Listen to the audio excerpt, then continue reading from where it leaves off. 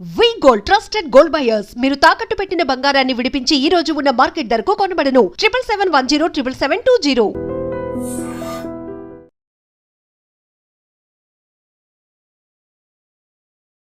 Welcome to I dream. నా పేరు లుంబిని. ఈ రోజు మనతో పాటు ఉన్నారు ఖ్యాతన ఆరోగ్య కేంద్రం నుండి డాక్టర్ దిలీప్ గారు, expert in Ayurveda, acupuncture and natural sciences. ఆయనతో మాట్లాడదాం. Hello sir. హలో సార్, ఊపిరితిత్తుల సమస్యలు, లంగ్స్ రిలేటెడ్ ప్రాబ్లమ్స్ ఏవైనా చాలా ఉంటాయి. అంటే ఈ మధ్య కాలంలో ఎయిర్ పొల్యూషన్ పెరిగిపోతుంది, అలాగే స్మోకింగ్ హ్యాబిట్స్ కానీ, లేదంటే స్ట్రెస్ వల్ల కూడా ఒక్కోసారి ప్రాబ్లమ్స్ వస్తూ ఉంటాయి, స్లీప్ డిస్టర్బెన్సెస్, రీజన్స్ ఏవైనా end of the day lungs related issues అనేవి లోపల ఒక సిమ్టమ్ లాగా డెవలప్ అయ్యి చాలా పెరిగిపోతుంది కదా. సో దీనిలో కూడా చాలా రకాలు ఉన్నాయి. సో దేని నుండి ఎలా మనం బయటపడచ్చు అంటారు? అయితే ఊపిరితిత్తుల సమస్యలు అంటే ఇప్పుడున్న అలోపతి టర్మ్స్లో తీసుకుంటే 160 రోగాలు ఉన్నాయి. అంటే ఒక్క ఊపిరితిత్తుల వల్ల 160 రకాల రోగాలు, ఇంగ్లీష్ పేర్లు వచ్చే పదాలు ఉన్నాయి. మనకు వాటితో పని లేదు. కాబట్టి ఇక్కడ నేచర్ ఏం చెప్తుంది, ఊపిరితిత్తులకు ప్రధానమైన ఎలిమెంట్ ఏంటని చూస్తే అది గాలి. ఓకేనా? పంచభూత తత్వంలో ఊపిరితిత్తులకు గాలికి ఉన్న సంబంధం నుంచి మనం తీసుకుంటామే తప్ప, నాకు ఫైబ్రోసిస్ ఉంది, నాకు ఆస్తమా ఉంది, నాకు టీబీ ఉంది, ఇవి కాదండి మనం తీసుకోవాల్సింది.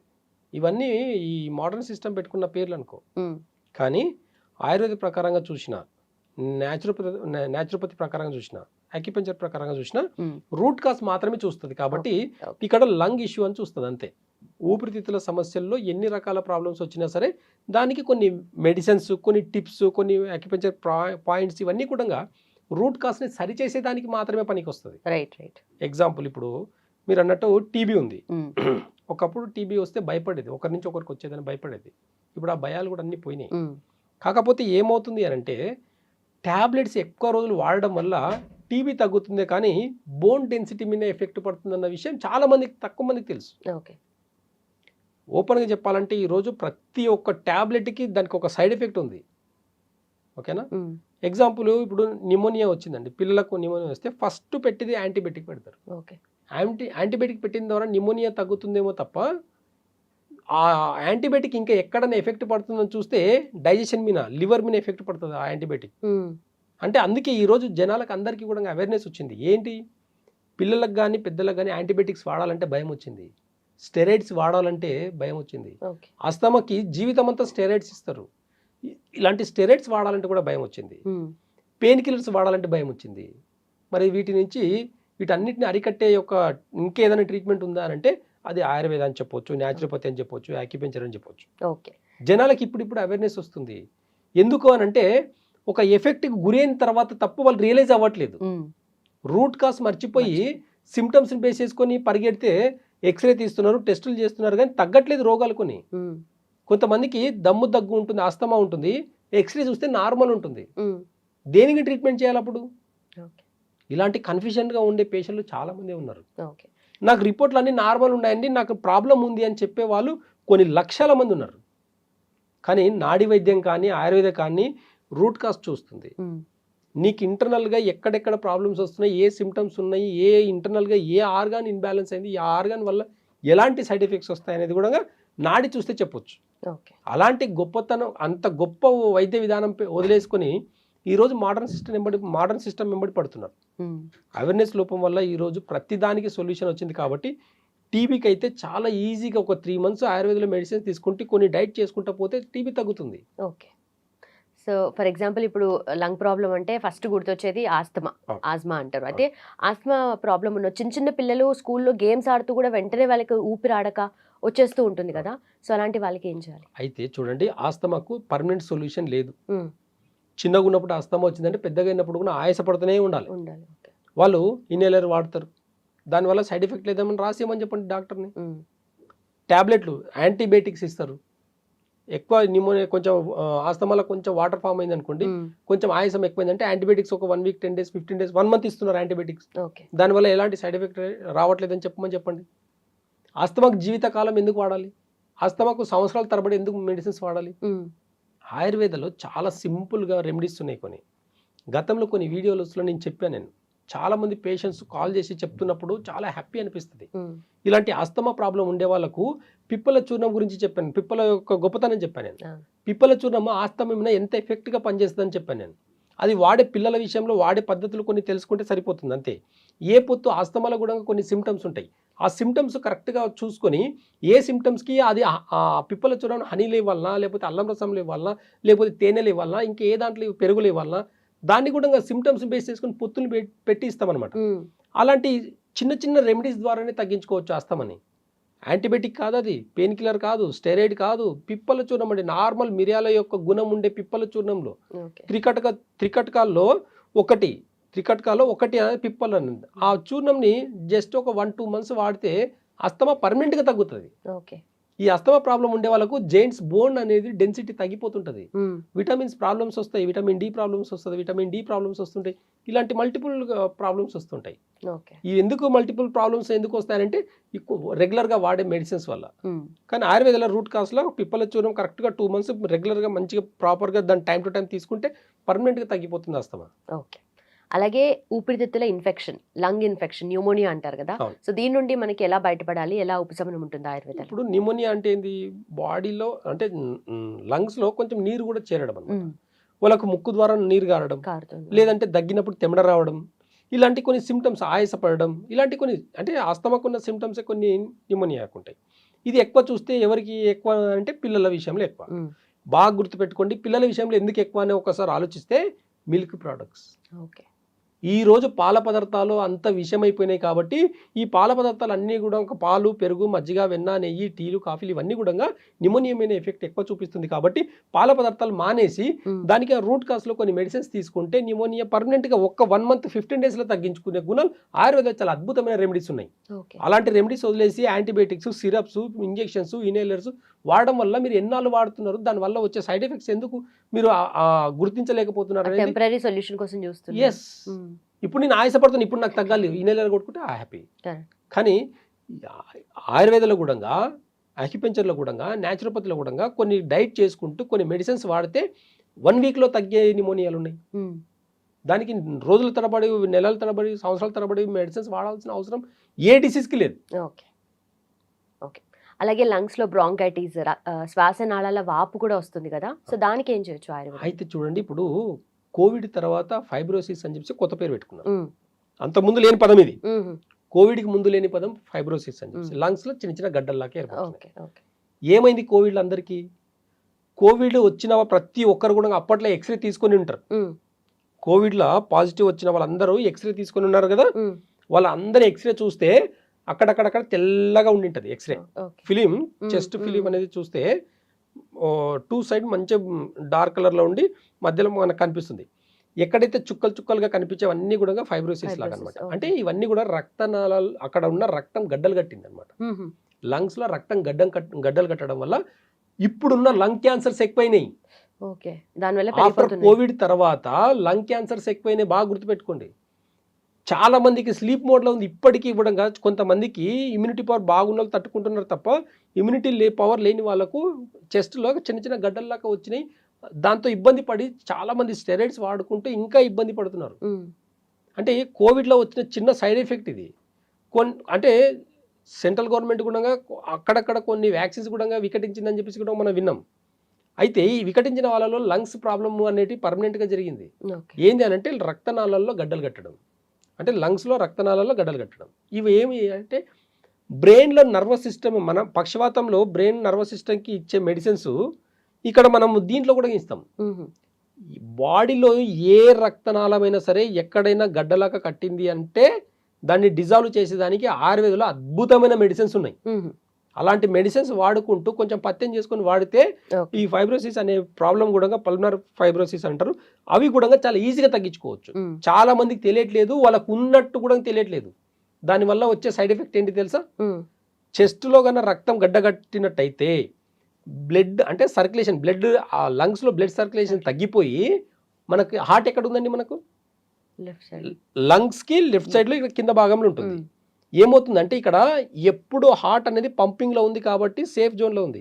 ఈ రక్తం గడ్డగట్టడం వల్ల ఏమవుతుంది అని అంటే ఇక్కడ ఉన్న హార్ట్కి బ్లడ్ సర్క్యులేషన్ తగ్గిపోతుంది. బ్లడ్ మనకు లంగ్స్లో కూడా ఎప్పుడు బ్లడ్ సర్క్యులేషన్ ఉండాలండి. ఎక్కడైనా కొంచెం ఆక్సిజన్ ఎక్కువైనా, మనకు బ్రెయిన్ ఎక్సర్సైజ్, కోవిడ్లో అందరికీ ఆక్సిజన్ తగ్గి ప్రాబ్లమ్స్ వచ్చినాయి. కొంతమందికి ఎక్కువైనా ప్రాబ్లమ్స్ అయ్యాయి. 5 number ఇప్పుడు లంగ్స్లో ప్రాబ్లం ఉండేవాళ్ళు ఫ్యాన్ కింద 5 number ఫ్యాన్ కింద పెట్టుకొని కూర్చోండి, కూర్చోలేడు ఎక్కువసేపు. లంగ్స్లో ప్రాబ్లం ఉండాలి, ఏసీ వేసుకొని కూర్చోండి, కూర్చోలేడు. ఎందుకు? అది తీసుకోవట్లేదు. లంగ్స్ అనేటివి ఆ చల్ల గాలి అనేది తీసుకోవట్లేదు. అలా లోపల కూడా ఏంటంటే ఈ ఫైబ్రోసిస్ అంతా కూడా హార్ట్ మీద ఎఫెక్ట్ పడింది. అందుకే కోవిడ్ తర్వాత హార్ట్ డిసీజ్ ఎక్కువైనాయి. కాబట్టి ఇక్కడ ఏం చేయాలి సరి అంటే హార్ట్ని సరి చేయాల్సిన అవసరం లేదు.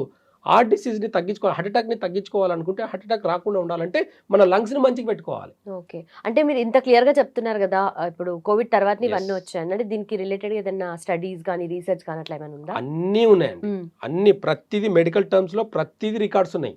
కాకపోతే దీనికి సొల్యూషన్ అలోపతిలోనే ఉంది అన్నట్టు ఉంది. ఓకే, అర్థమవుతుందా?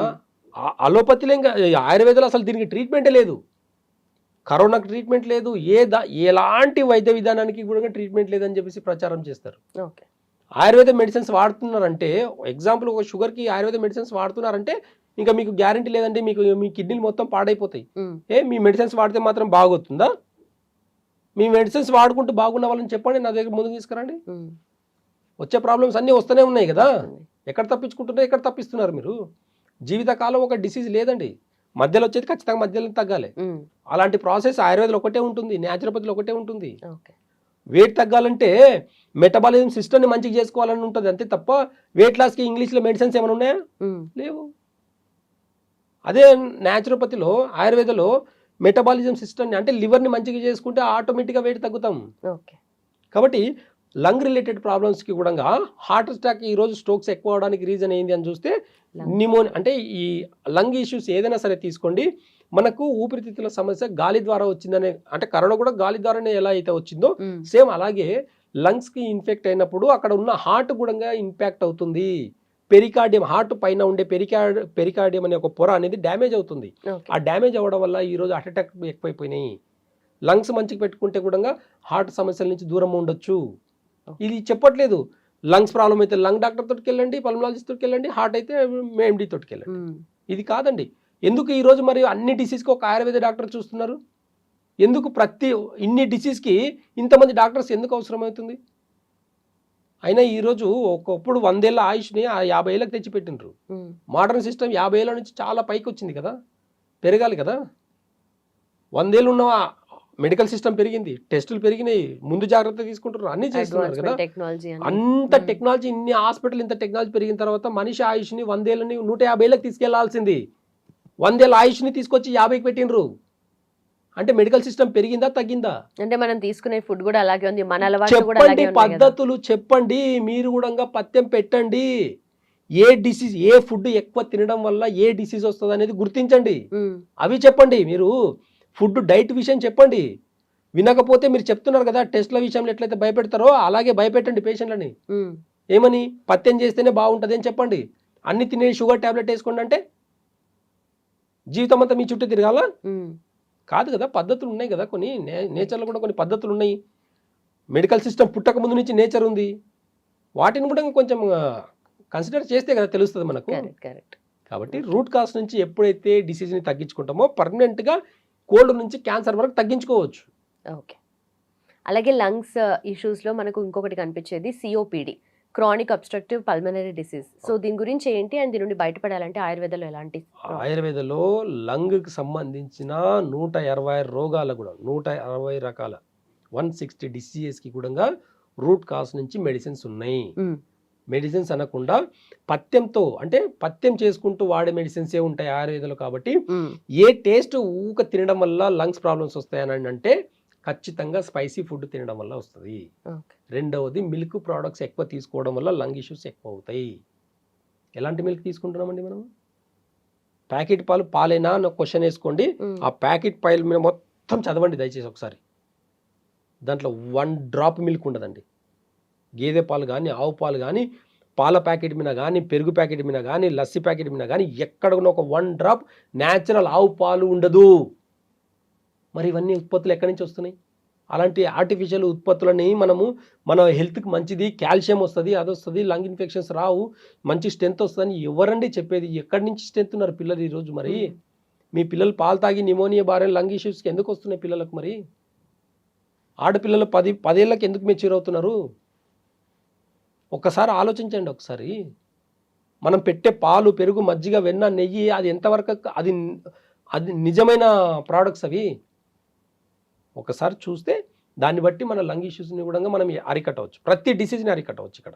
ఓకే. కాబట్టి ఆయుర్వేదంలో ఖచ్చితంగా కొన్ని నియమాలు ఉంటాయి. ఆ నియమాలు పాటించుకుంటా కనుక ఒకవేళ పాటిస్తే ఖచ్చితంగా ఎలాంటి, మీరు చెప్పే 100 రోగాల పేర్లు చెప్పండి మీరు, ప్రతి దానికి రూట్ కాస్ నుంచి మెడిసిన్స్ ఉన్నాయి. కాబట్టి న్యాచురల్గా తగ్గించుకోవచ్చు, యాక్యుపెంచర్ నుంచి తగ్గించుకోవచ్చు, న్యాచురోపతి నుంచి ఇంకా అద్భుతంగా తగ్గించుకోవచ్చు.